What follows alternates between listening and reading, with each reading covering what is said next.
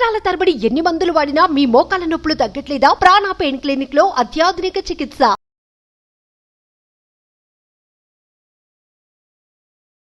నమస్కారం, సుమన్ టీవీ ప్రేక్షకులకు స్వాగతం.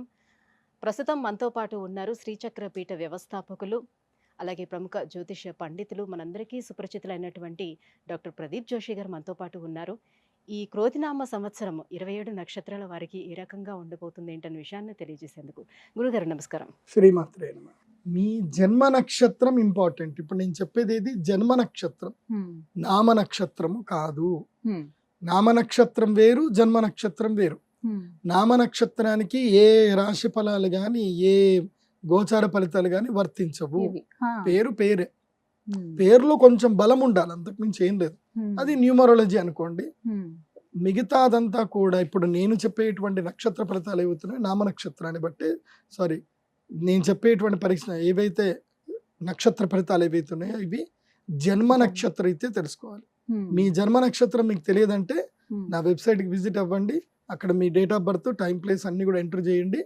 మీకు మీ యొక్క జాతకం మీకు ఈమెయిల్లో PDF రూపంలో వస్తుంది. ఇది 500 పేజీలకు పైగా వస్తుంది. డే టు డే రిపోర్ట్ తో సహా వస్తుంది. అంటే ఈ రోజు ఏం జరగబోతుంది, రేపు ఏం జరగబోతుంది అనేది సూచన ప్రాయంగా డే టు డే రిపోర్ట్ తో సహా వస్తుంది.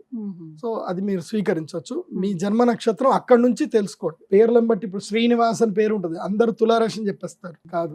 ఇప్పుడు వెంకటేష్ అంటారు, వేవో కాకి మృగశిర నక్షత్రము అంటే ఇది మిథున రాశి అని చెప్పేస్తారు. కాదు. సో ఇలా పేరును బట్టి మీరు రాశులు చెప్పుకోకండి, నక్షత్రాలు చెప్పుకోకండి, దాని ఫలితాలు ఉండవు. సో ఇప్పుడు ఈ సంవత్సరము క్రోధినామ సంవత్సరంలో ఒక్కొక్క నక్షత్రం వారికి ఎలా ఫలితాలు ఉన్నాయో చెప్తాను. అందరూ జాగ్రత్తగా వినండి. మీ జన్మ నక్షత్రాన్ని బట్టి మీరు నోట్స్ రాసుకోండి. గురుగారు, పూర్వాషాఢ నక్షత్రం వాళ్ళకి ఈ క్రోధినామ సంవత్సరం ఎలా ఉండబోతుంది? వారి గుణగణాలు ఎలా ఉంటాయి? ఇంకా ఎలాంటి పరిహారాలు పాటించుకుంటే ఈ సంవత్సరం అంతా వాళ్ళు కూల్గా ఉంటారు? శ్రీ గురుభ్యో నమః. శ్రీమాత్రే.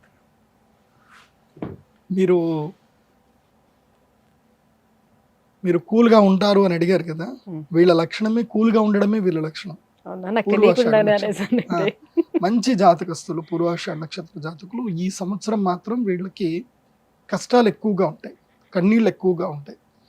అనుకున్న వాళ్ళు అయిన పనులు ఏవి జరగవు, అన్నీ డిలే అవుతాయి, మోసాలు ఎక్కువగా జరుగుతాయి. ముఖ్యంగా అన్నదమ్ములతో కలహం ఎక్కువగా ఉంటుంది. ఎవరైతే అన్నదమ్ములు దాయాదులు ఎవరైతే ఉంటారో వాళ్ళ మధ్యన పేచీలు తగాదాలు వస్తాయి. తర్వాత అనారోగ్యం కూడా ఎక్కువగా ఉంది ఈ సంవత్సరం పూర్వాషాఢ వారికి. సో పూర్వాషాఢ నక్షత్ర జాతకులకు ఈ సంవత్సరంతో రాజయోగం అయిపోయింది. మే 10వ తారీఖుతో రాజయోగం అయిపోతుంది. సో మే 10 లోపలని మీరు శ్రీ మహాలక్ష్మి యాగం చేయించుకొని ఆ అమ్మవారి ప్రసాదం తీసుకొని మీ పన్ను మీరు చేసుకుంటే ఇవేవి అనర్థాలు జరగకపోవచ్చు. కానీ ఈ సంవత్సరం మాత్రం సరికొత్త శత్రువులు పుట్టుకొస్తారు. పూర్వాషాఢ నక్షత్ర జాతకులు కొత్త శత్రువులు పుట్టుకొస్తారు.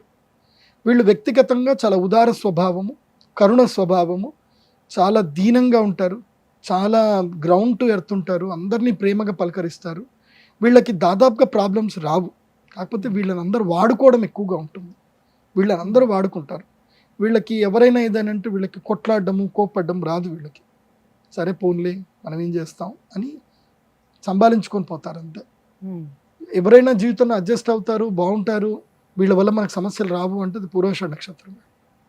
ముఖ్యంగా కుటుంబ సమస్యలు ఎంత పెద్ద సమస్యలు అని దాన్ని ఈజీగా సాల్వ్ చేసుకొని ఎలా సెట్ చేసుకోవాలనే వ్యక్తిత్వం ఉండేది మాత్రం పూర్వాషాఢ నక్షత్రం. అందుకోసం మేము ఎప్పుడైనా ఏదైనా పెళ్లి సంబంధంలో అమ్మాయిది పూర్వాషాఢ నక్షత్రం అంటే కళ్ళు మూసుకొని పెళ్లి చేసుకోండి అని చెప్తాం. ఎందుకోసం అంటే ఆ అమ్మాయి వల్ల ఇంట్లో ఏ తగాదాలు రావు, ఆమె అందరినీ సెట్ చేసేసుకుంటుంది అనమాట. సో అలాంటి నక్షత్రం మంచి నక్షత్రం. మితంగా మాట్లాడతారు. ఎస్. వాళ్ళు ఎక్కువ సీరియస్ తీసుకోరు, వాళ్ళకి ఈగోస్ ఉండవు. పూర్వాషాఢ నక్షత్రం ఈగోస్ ఉండవు. ఎదుటి వాళ్ళ ఈగోని సాటిస్ఫై చేస్తూ ఉంటారు. అలా పని నడిపించుకుంటూ వెళ్ళిపోతూ ఉంటారు. చాలా కొంతమంది వాళ్ళ జాతకంలో శనిగ్రహం కనుక లగ్నంలో ఉంటే దీనికి ఎగ్జాక్ట్గా ఆపోజిట్గా ఉంటారు. లగ్నంలో శని ఉన్నా కుజుడు ఉన్నా ఎగ్జాక్ట్గా ఆపోజిట్గా ఉంటారు ఈ నక్షత్రం. అయితే ఎదుగుదల ఎలా ఉంటుంది లైఫ్? అది వాళ్ళ జాతక ప్రకారం చూసుకోవాలి. కానీ ఈ సంవత్సరం మాత్రం పూర్వాషాఢ నక్షత్రం వారికి స్టాప్. ఈ సంవత్సరం ఏం బాగలేదు. శత్రువులు పుట్టుకొస్తారు, రుణాలు ఎక్కువ అవుతాయి, ఖర్చులు ఎక్కువ అవుతాయి, ప్రయాణాలు అనవసరంగా చేయవలసింది ఉంటుంది, అయిన వాళ్ళు కూడా దూరం అవుతారు. ఇలాంటి కొన్ని అయితే జరుగుతాయి. దాని విషయంలో మీరు జాగ్రత్తగా ఉంటే సరిపోతుంది. ముఖ్యంగా మీరు అమ్మవారి యొక్క ఒక ప్రత్యేకమైన తంత్ర పూజ ఉంటుంది. అది రియల్ ఎస్టేట్ వ్యాపారం. ఎందుకోసం అంటే వీళ్ళకి లక్ష్మీ యోగము జన్మతః వచ్చేస్తుంది. వీళ్ళకి పూర్వాషాఢ నక్షత్రం వాళ్ళు ఎవరు కూడా బిలో పావర్టీ ఉన్న వాళ్ళు ఎవరైతే ఉండరు నాకు తెలిసి. వీళ్ళకి జన్మతః లక్ష్మీ యోగం ఉంటుంది. వీళ్ళ దగ్గర డబ్బులకు ఎప్పుడు కొదవ ఉండదు, అది గుర్తుపెట్టుకోండి. డబ్బులకు కొదవ ఉండదు, వీళ్ళు ఎక్కడుంటే అక్కడ డబ్బు వచ్చేస్తూ ఉంటుంది. సో కానీ ఈ సంవత్సరం ఆ డబ్బు ఏదైతుందో నిరర్థకంగా వ్యర్థమైతే ఏదైతే ఉంటుందో అది జరగొద్దు అని అంటే మీరు కమలాత్మిక తంత్రము అనే ఒక పూజ ఉంటుంది. కమలాత్మిక తంత్రము, అదేవిధంగా భువనేశ్వరి తంత్రం. నాకు తెలిసి మోస్ట్ ఆఫ్ ద ఫిల్మ్ ఇండస్ట్రీలో ఉండేవాళ్ళు, తర్వాత డైరెక్టర్సు, ఆ తర్వాత రియల్ ఎస్టేట్ వ్యాపారస్తులు, వాళ్ళంతా కూడా పూర్వాషాఢ నక్షత్రంలో నాకు ఉన్నారు తెలిసిన వాళ్ళు. కొంచెం ఫిల్మ్ స్టార్స్ కూడా నా క్లయింట్స్ ఉన్నారు.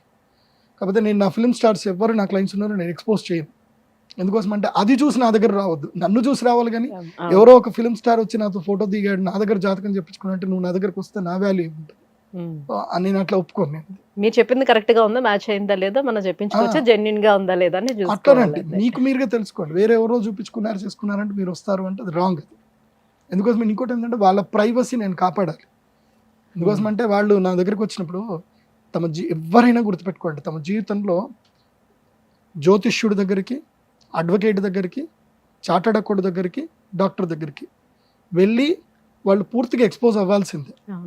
ఎక్స్పోజ్ అవ్వకపోతే వాళ్ళ జీవితంలో ఏం దొరకదు, వాళ్ళకి కెరియర్ దొరకదు. ఓకే, సో వాళ్ళు మా దగ్గరికి వచ్చి ఎక్స్పోజ్ అవుతారు. కాబట్టి వాళ్ళ భయం ఏంటంటే వచ్చినప్పుడే ప్రామిస్ చేసుకుంటారు, గురూజీ నాతో ఫోటోలు దిగకూడదు, నేను మీ క్లయింట్ అని ఎవరికి చెప్పకూడదు అని వాళ్ళు మొదలే ప్రామిస్ చేయించుకుంటారు. ఎందుకోసం అంటే షేర్ చేసుకుంటారు కదా. మళ్ళీ ఎవరన్నా వస్తారు, ఆయన వచ్చాడు కదా ఏంది అని నన్ను అడుగుతారు. సో నన్ను అడిగినా నాకు కూడా ఇబ్బందే. కాబట్టి నేను ఎక్స్పోజ్ చేయకపోవడమే కరెక్ట్ కదా.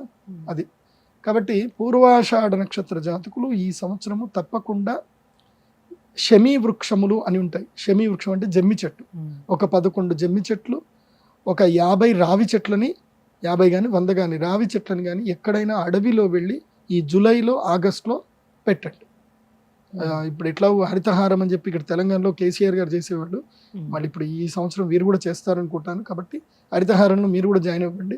ఒక 100 రావి చెట్లను కానీ మర్రి చెట్లను కానీ పెట్టండి. ఎక్కడైనా సరే మీ పొలంలో పెట్టుకున్నా పర్వాలేదు, ఏదైనా అడవిలో వెళ్ళైనా పెట్టండి తప్పకుండా.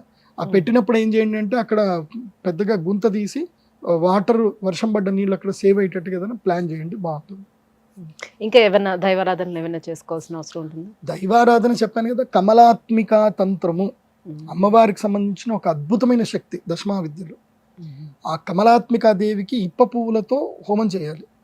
దానికి ఒక యంత్రం ఉంటుంది, ఆ యంత్ర మండలం వేసి చేయాలి. అది చేస్తే వీళ్ళు ఎట్లయినా అదృష్ట జాతకులే, దురదృష్టం వీళ్ళని ఇబ్బంది పెట్టకుండా ఉంటుంది. ధన్యవాదాలు గురుగారు. సుమన్ టీవీలో మీ పర్సనల్ అండ్ బిజినెస్ ప్రమోషన్స్ కోసం కింది నెంబర్కి కాంటాక్ట్ చేయండి.